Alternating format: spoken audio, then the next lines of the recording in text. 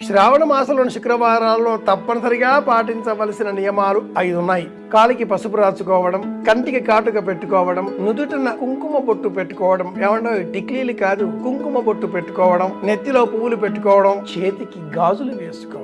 మట్టి గాజులు, ప్లాస్టిక్ గాజులు, బంగారు గాజులు కాదు. వేగినస్ అనే ఒక నరం మన దేహంలో గుండెతో ఆరంభమై చేతులలో చివరలలో ఈ చివర ప్రసరిస్తుంది. పూర్వకాలంలో డాక్టర్లు జ్వరం వచ్చిందా అంటే నాడి ఇక్కడ పట్టుకుని చూసేటటువంటి వారు. 60 సెకండ్లలో 72 సార్లు కొట్టుకునే నాడి ఇదే వేగినస్. దీన్ని మట్టి గాజుల రక్షించడం, అలాగే ఏ ఆభరణం అయితే మనం బుట్టుగా పెట్టుకుంటున్నామో ఆజ్ఞాచక్రం, ఏ గంధం అయితే మనం ఈ విధంగా మెడ భాగానికి అలదుకుంటున్నామో ఇది కూడా ఒక చక్రం.